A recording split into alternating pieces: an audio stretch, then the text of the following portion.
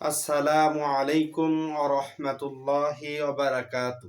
সম্মানিত ভাই ও বোনেরা, কাছে এবং দূরে থেকে যারা আমাদের অনুষ্ঠান দেখতেছেন সকলকেই জানাই আন্তরিক মোবারকবাদ। আমি মুফতি মোহাম্মদ জহিরুল ইসলাম। আজকে আলোচনা করব স্বপ্নে দাঁত দেখলে বা দাঁত ঝরে পড়তে দেখলে, দাঁত পড়ে যাইতে দেখলে তার কি ব্যাখ্যা হবে।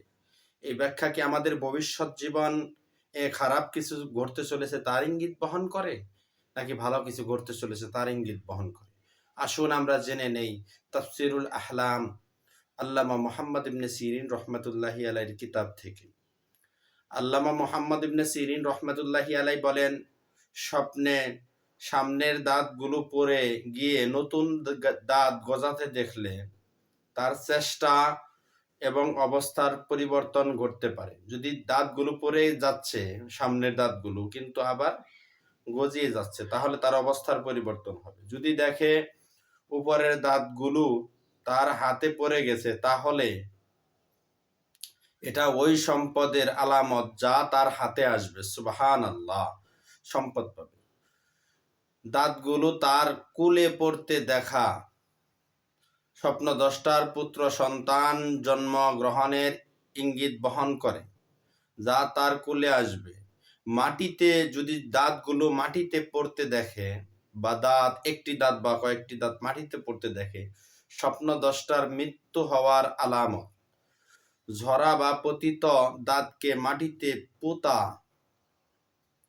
পোতা সারা আটকে রাখতে দেখলে স্বপ্নদ্রষ্টা দয়া, অনুগ্রহ ও বিবেচনায় সমকক্ষ লোকদের কাছে উপকার লাভ করবে। তার আশেপাশের লোকরা তার উপকার করবে যদি দাঁত হাতের মধ্যে নিয়ে আবার মাটিতে পুঁতে রাখে। সম্ভবত মানুষেরা জরাজীর্ণ ক্ষতিগ্রস্ত যাবতীয় অঙ্গ প্রত্যঙ্গ যতক্ষণ না পর্যন্ত মাটিতে পুঁতে ফেলা হয়, ততক্ষণ পর্যন্ত উপযুক্ত ব্যাখ্যাই প্রযোজ্য হয়। স্বপ্নে মনে মনে স্বপ্নে দাঁত গজানো দেখা, স্বপ্নে দাঁত গজানোর দেখা এটি ভালো আলামত। কারো কারো মতে দাঁত পতিত হতে দেখা স্বপ্নদ্রষ্টাকে বাধা দানকারী পক্ষ হতে বাধা সৃষ্টি করবে। কারো মতে এটা ঋণ পরিশোধের আলামত। স্বপ্নদ্রষ্টার সব দাঁত পড়ে গিয়েছে এই মর্মে স্বপ্নে দেখলে সে তা কোলে উঠিয়ে নিয়েছে দেখলে সে দীর্ঘ জীবন লাভ করবে। সুবহানাল্লাহ। এমনকি তার দাঁতগুলো পড়ে যাবে, স্বপ্নদ্রষ্টা দীর্ঘ জীবন লাভ করবে এবং শেষ বয়সে যে মানুষের দাঁতগুলো পড়ে যায়, এরকম দাঁতগুলো পড়ে যাবে।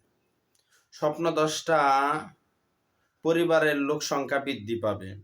সব দাঁত পড়ে যেতে এবং দৃষ্টির আড়ালে চলে যেতে দেখলে পরিবারের সকলেই তার পূর্বে মারা যাবে, সে অনেক বেশি হায়াত প্রাপ্ত হবে এবং সে সর্বশেষে মারা যাবে।